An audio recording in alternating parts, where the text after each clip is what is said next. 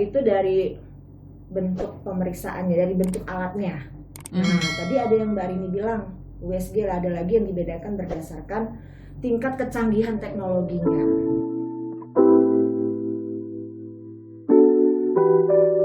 90,4 FM Sonora Medan, sahabat Sonora.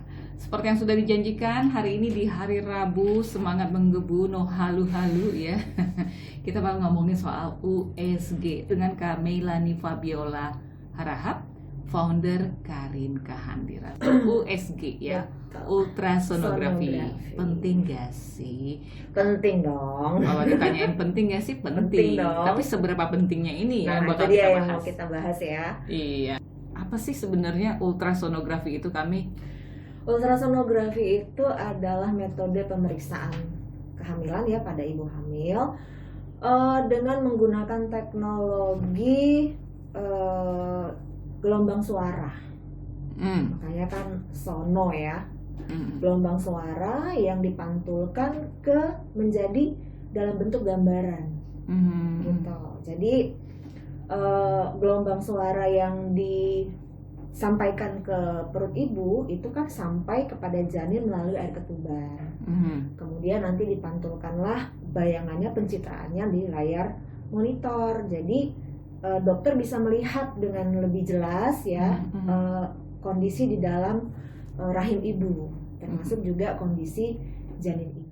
Jadi ke gelombang suara itu dari alat yang disentuhkan dokter ke perut ibunya.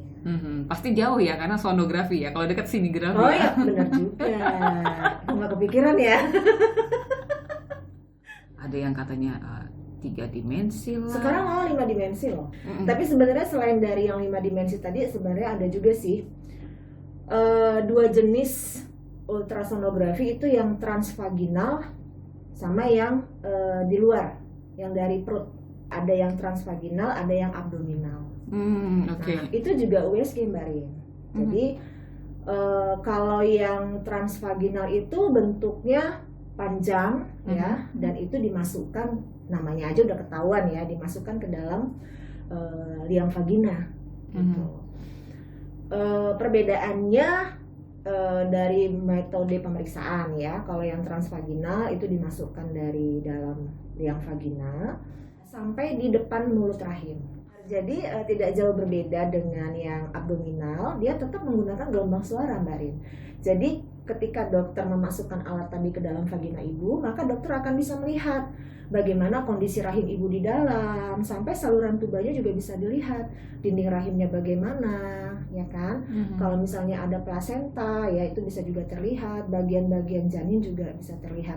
Nah, cuma ini hanya boleh dilakukan pada perempuan tentunya yang sudah berhubungan seksual secara aktif. Ya, kalau masih virgin ya jangan juga kali ya. Karena ini juga bukan cuma untuk kehamilan, Dari. Dia juga bisa dilakukan untuk pemeriksaan pada organ reproduksi wanita. Tapi bagi yang sudah aktif secara seksual. Jadi hal-hal yang bisa, kalau dokter ingin melihat kondisi rahim ya, saluran reproduksi dengan lebih jelas, itu bisa menggunakan USG transvaginal. Jadi bukan cuma khusus untuk kehamilan saja, tapi juga untuk memeriksa kondisi sistem reproduksi perempuan. Jadi dari segi metode pemeriksaan, ya kan. Kemudian kapan dilakukan? Nah, kalau yang transvaginal ini biasanya kalau pada kehamilan itu lebih sering pada trimester 1, pada awal kehamilan. Jadi di situ dokter bisa melihat dengan lebih baik ya kondisi jantung janin ya, karena kan pembentukan organ tubuh bagian dalam janin itu terjadi pada trimester awal. Oke, trimester awal 1 sampai 4 bulan. Iya, 3 bulan sampai 12 minggu. 12 minggu ya. Itu biasanya bisa lebih jelas kalau menggunakan USG transvaginal. Jadi biayanya juga lebih mahal dong sedikit tentunya. Berbeda gitu ya, sedikit berbeda tergantung dari kebijakan fasilitas kesehatannya masing-masing gitu.